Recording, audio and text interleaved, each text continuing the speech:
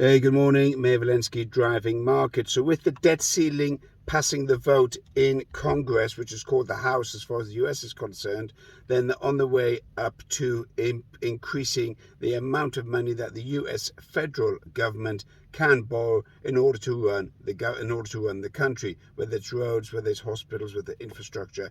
The debt is going up. The problem is they've got less and less revenue coming in. So tax revenues, which is the main source of income as far as the US is concerned, those tax revenues are dropping as more and more companies are filing for Chapter 11 or bankruptcy.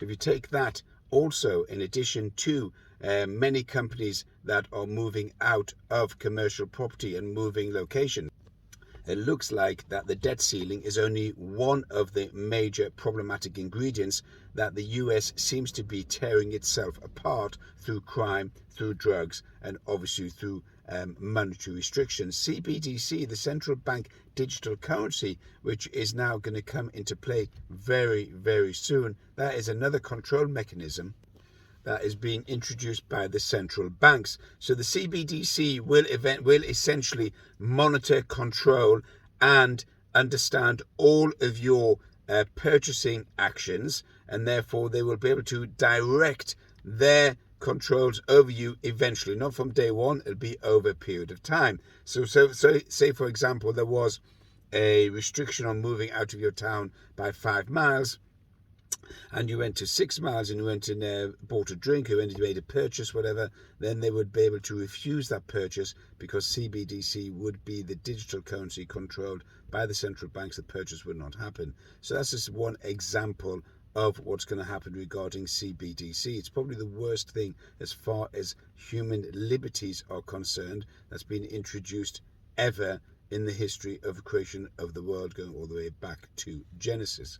Now, the other danger is AI, artificial intelligence. The problem is that it's great. AI, ChatGPT, all of this is a great tool. However, it takes away the innovative thinking of the individual and the necessary demands on the individual to come up with some ideas. They'll just go to AI or ChatGPT, and therefore the amount of brain power they're going to be using is going to be reduced and diluted. It's already being seen as regarding simple things like children's homework is going to be done by ChatGPT, and therefore the next generation of development is going to be retarded because there'll be no need for it, because they'll have some sort of AI ChatGPT solution to doing your homework. Moving on to financial markets.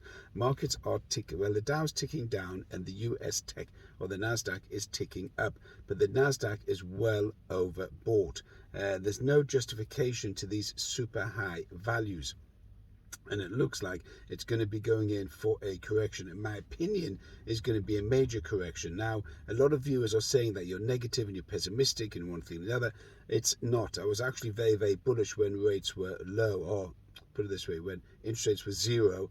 I was very, very bullish because obviously cheap money generates huge amounts of expansion. Expensive money causes a contraction. There's more and more companies in the US now filing for Chapter 11 protection or bankruptcy in the US. Now that's going to have an impact across the board, obviously in terms of layoffs, staffing levels. It's going to have impacts on all of the peripherals that supplied those businesses with goods. They themselves are now going to be out of pocket because Chapter 11 prevents those creditors from coming in to collect their money. That money's gone. Impact on property. I've said this over and over again.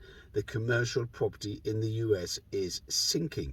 Okay, it's sinking in China and sinking in the US. Those are the two biggest economies. So you can't tell me, and you can't have an opinion, well, it's only China, it's only the US. This is going to have a fallout amongst other countries as well, whether it's going to be Canada, whether it's going to be Japan, whether it's going to be Australia, Europe, UK, etc. It's going to have a fallout. Commercial property is what is used to build a business. If commercial property is sinking, it means businesses within those spheres or those sectors, those industries, are simply not making the money to hold on to that rent or that office or that warehouse or that shop, whatever the case may be. In the US, it's slightly different from China, because in the US you've got a lot of violence and crime and drugs, and that's causing a lot of exit of large businesses, which I've stated over and over again.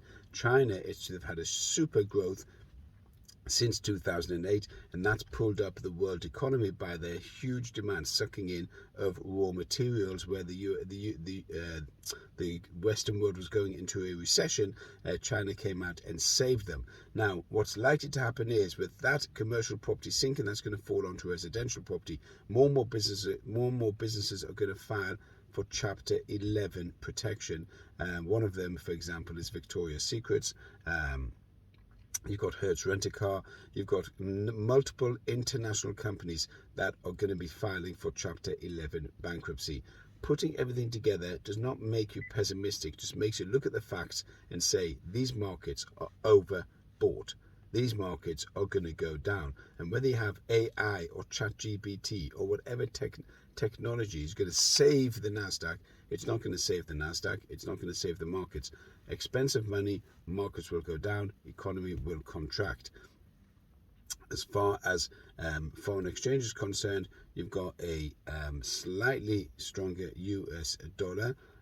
Cable is picked up, by the way, just to let you know. It's at 124, 124.5. My target there is 126.5.